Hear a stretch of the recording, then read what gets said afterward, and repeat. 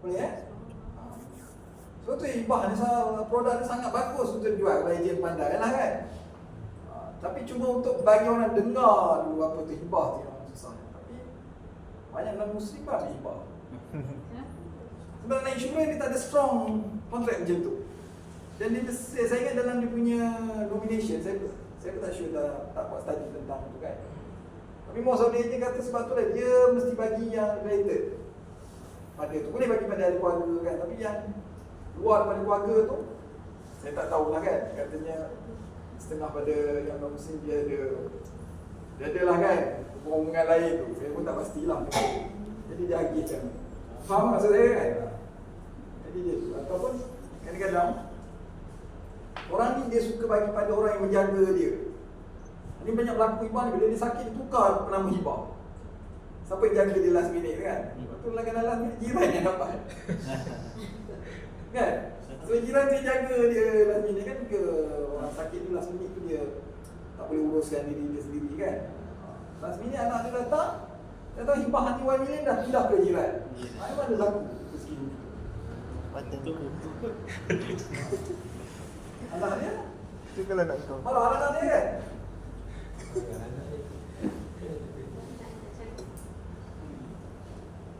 Dapat tilam tu.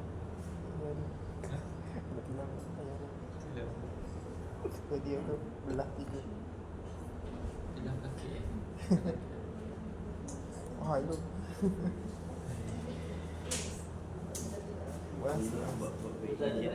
Bawa anak. Bagaimana respon dia tu habis ke. Most of the company dia basic. Most of the company. Kita lebih kurang 16 company kan. For the medical card produk kebanyakannya defisit. Tapi dia boleh recover lah kan. Recover bisa next year tu dia akan bayar, boleh recover. Tapi kalau nak kata bisnes di sustain, tapi dia boleh cover on the side asset tu. Ongoing tu dia ada buat real estate investment, palm oil investment, itu yang dia generate income. On the side of business, biasanya defisit kan, dia kena bagi pinjam dan sebagainya. Cuma lately ni ada company macam Prudential, dia ada sikit, Zurich pun dia ada. Tapi on the investment ni banyak perform kan, motor tekan semua defisit. Kita boleh tengok dalam financial report dia ada tunjuk detail beli account apa semua kan. So kalau dia ada tanda star ke apa tu kan, berarti dia defisit. Defisit bukan sikit-sikit kan, 20 million, 25 million. Sebenarnya kan dia defisit. So dia nanti bisnes dan side bisnes lain dan shareholder fund. Tapi bukan shareholder fund positif, jadi untung dia ada. Tapi risk fund ya problem. Kerana dia bagi pinjam dan sebagainya. And then the same, sometimes dia berlaku risk fund ni. Contoh kita ada, katalah kita ada 10 million kan, kita buat deduction for the reserve, beli takaful, tolak mungkin ada 7 million. 7 million ni dia tak semua liquid kan. Mungkin yang 10% dia invest kat suku. Suku ni at least berapa? 6 months kan? Itu paling minimum 6 months, up to 3 years. Sebab dia long term investment. Kemudian tengah-tengah tu mungkin dia letak equity sikit kan, dan middle range, middle risk dia agak pertengahan sangat. So kadang-kadang bila claim, dia nak tarik itu bukan boleh tarik serta-merta kan. Yang dekat suku tadi, shareholder bagi pinjam. Nanti bila dia liquid, dia bayar balik kat shareholder. Begitu. Kerana shareholder fund tu besar juga lah. Shareholder fund biasanya besar. Shareholder fund dia memang biasanya fund yang besar lah. Dan dia bila dia set up company mula-mula tu, dan negara dah letakkan certain shareholder fund, dia kena ada capital untuk dia run business ni. So dekat sini lah. So dekat sini lah indicator menentukan kenapa in term of profits dalam banking terutama kan. Profit rates konvensional dengan insurans sama saja, dan dengan some bank sama je. Sebab dia sebagai kompetitif income pada shareholders. Kalau tidak, kenapa dia nak invest pada bank Islam? Kan dalam fikiran kebanyakan investor ni, dia syarah pembayaran tak ada. Kan ilmu yang ada tahan syarah pembayaran. Tapi kalau kita tak bagi kompetitif, akhirnya tutup Islam. So kita kena memastikan bahawa produk kita problem free. Kan? Baru kita boleh dapat barangan halal sesiasa. Kalau dia dah mula jadi satu yang tidak kompetitif, dia susah nak sustain lah. Sudah kan? Okay. Next apa? Kita bawa underwriting ya. Dia masukkan tadi. Kita discuss sekejap tentang underwriting. Kita lagi jumpa perjumpaan 2 kali ya. Underwriting is a process that enables the operator to choose whether to accept or to reject the risk. And the objective is to ensure that there is equitable and fair risk sharing and must be homogeneous in nature. Homogeneous means kita punya risk tu mesti setara. Kita punya risk mesti setara. Setara dan adil. Bukan sama setara dan adil. Give you example.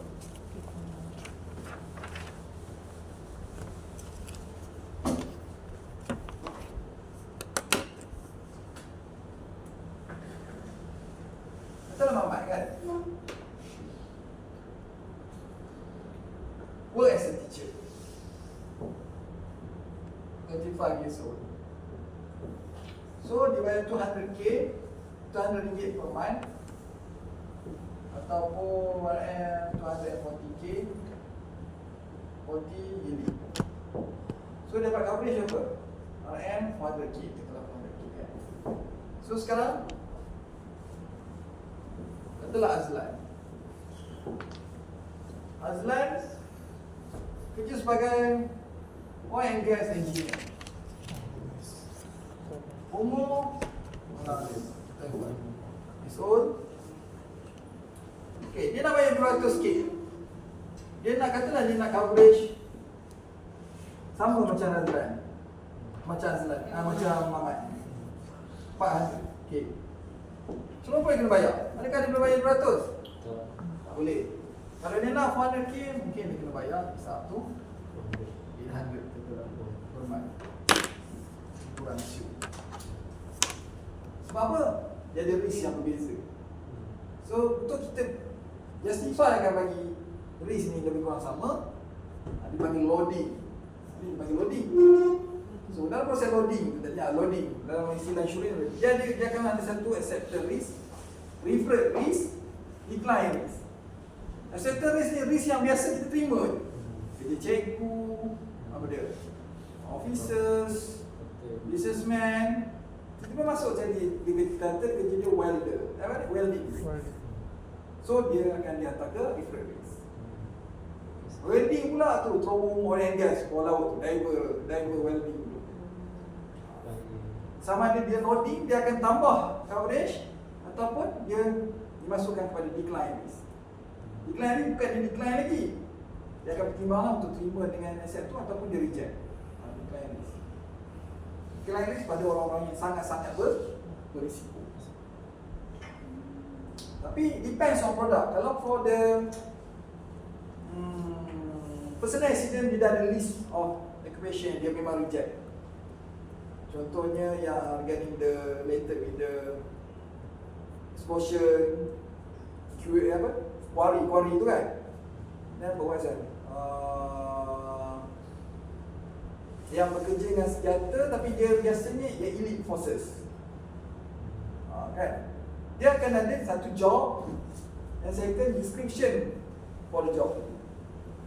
Kalau dia policeman tapi bekerja jaga kamera, so dia still dia ada dalam list ni 1, 2, 3, 4.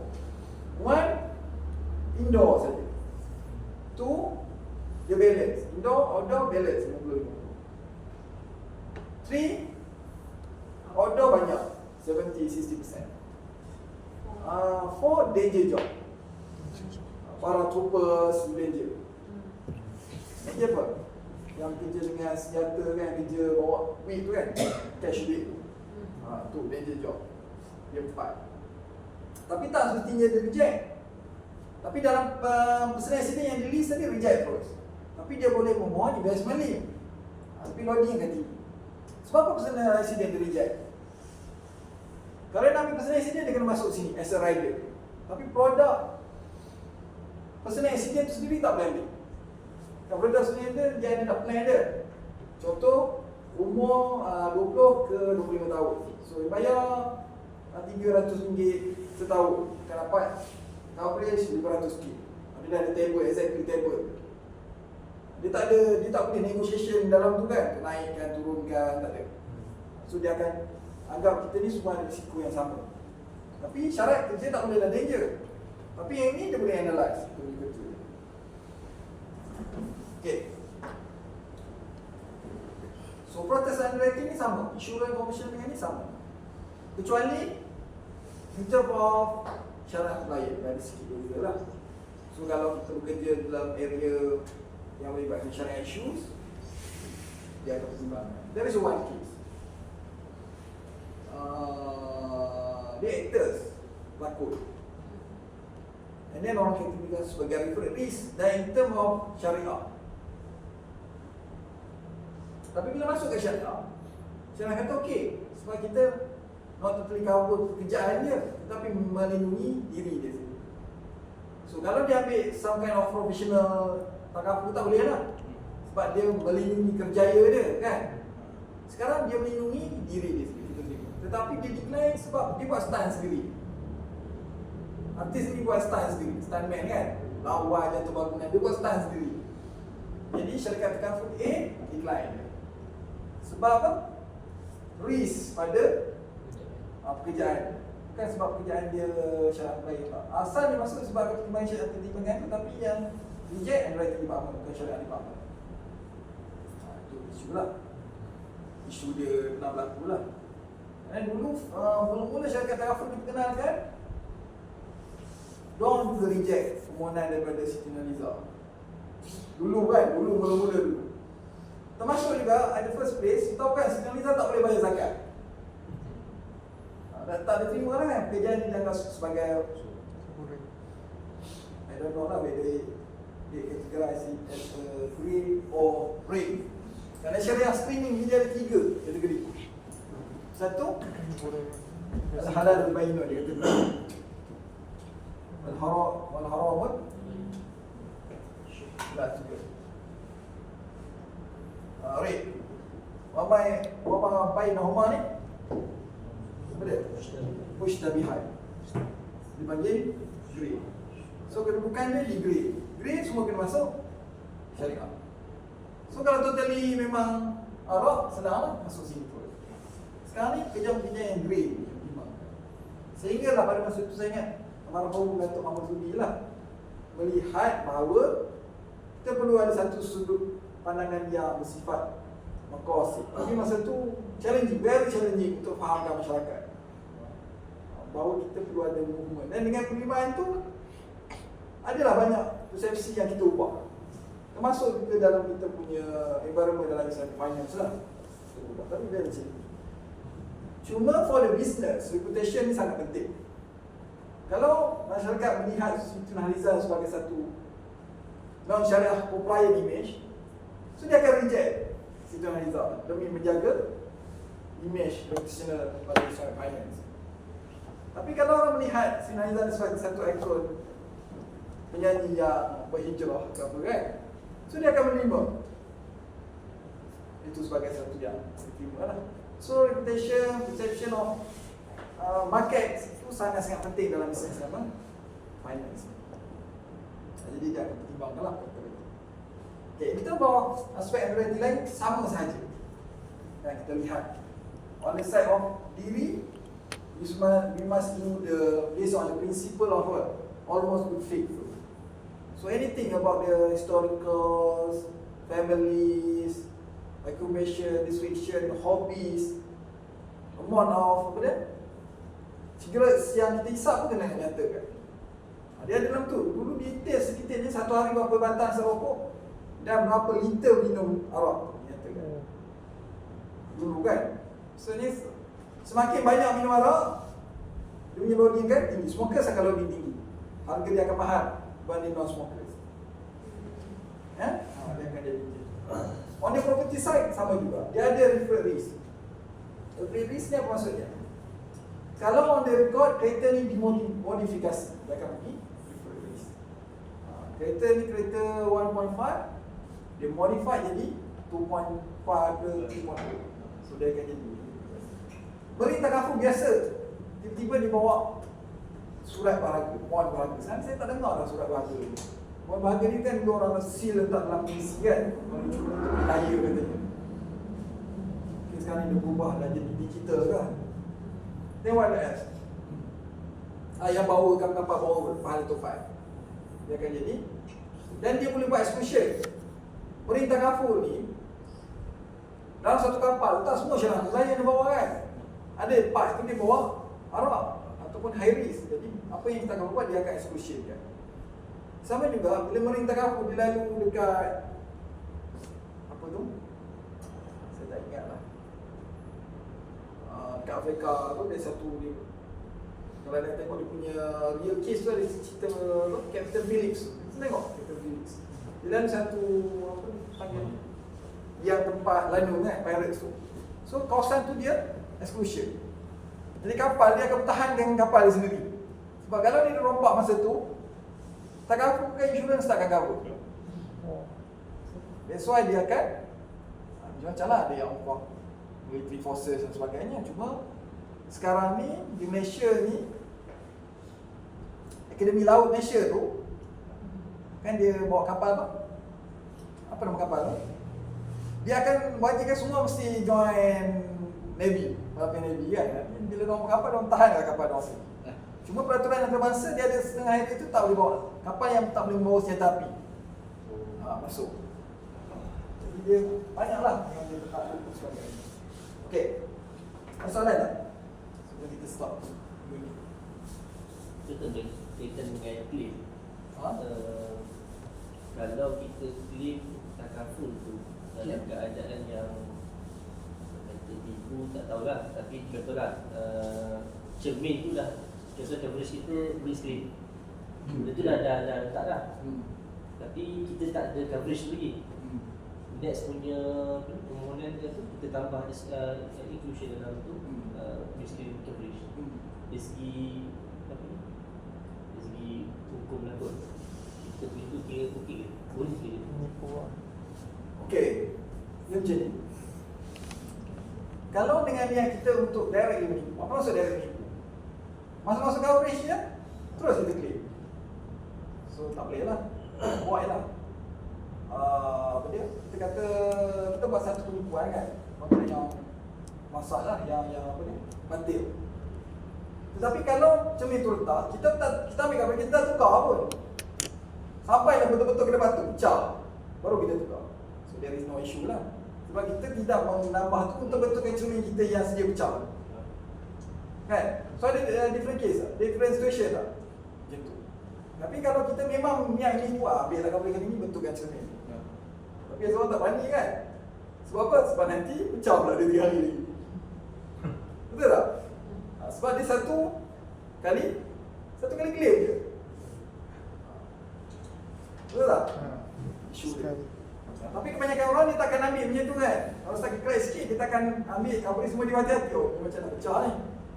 Tapi dia jarang sekali sebab kalau letak sikit tu dia ambil, terus dia claim. Dia akan tunggu bila nak ujung-ujung nanti baru dia ambil okey. Itu tak ada isu lah. Dia bukanlah sebab dia ambil tu untuk membentukkan cermin dia tu.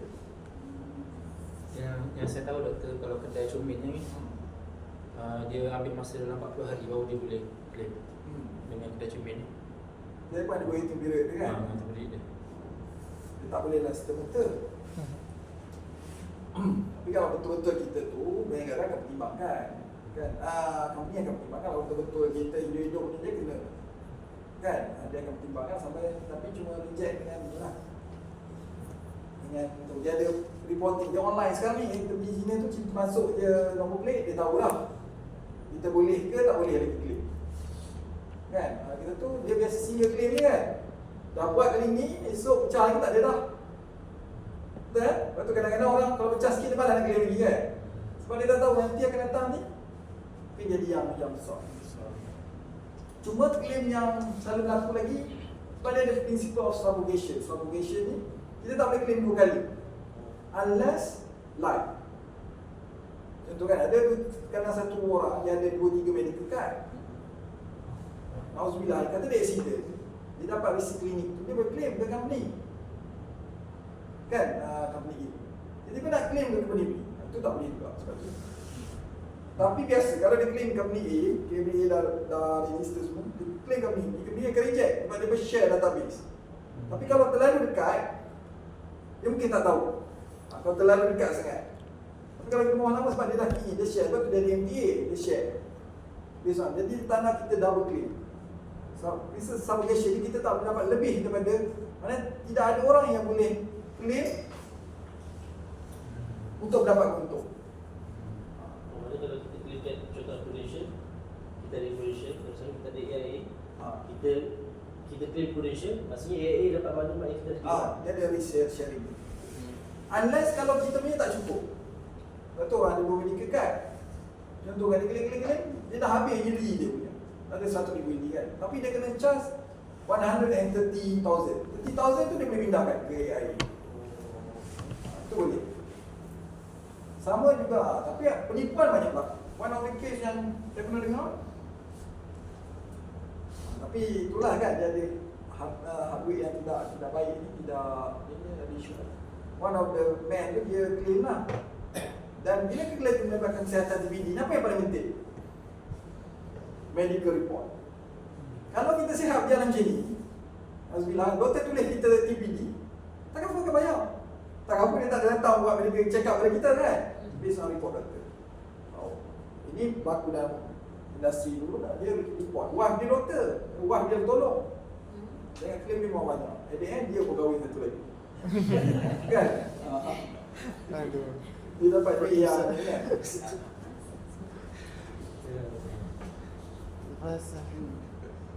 Sebab dia semua pada based on the medical report. Okay, soalan tak?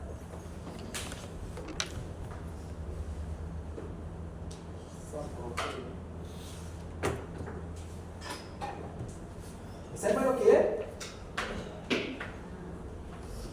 Final pun dah, soalan semua final pun dah ni dah settle dah.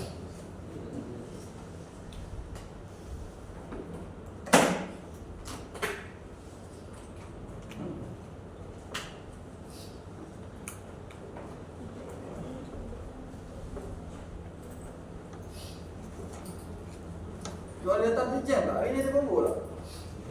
Jam? Ha? Kita ada jam tak? Jalan? Jangan. saya tak awal. Saya pun terlambat tadi.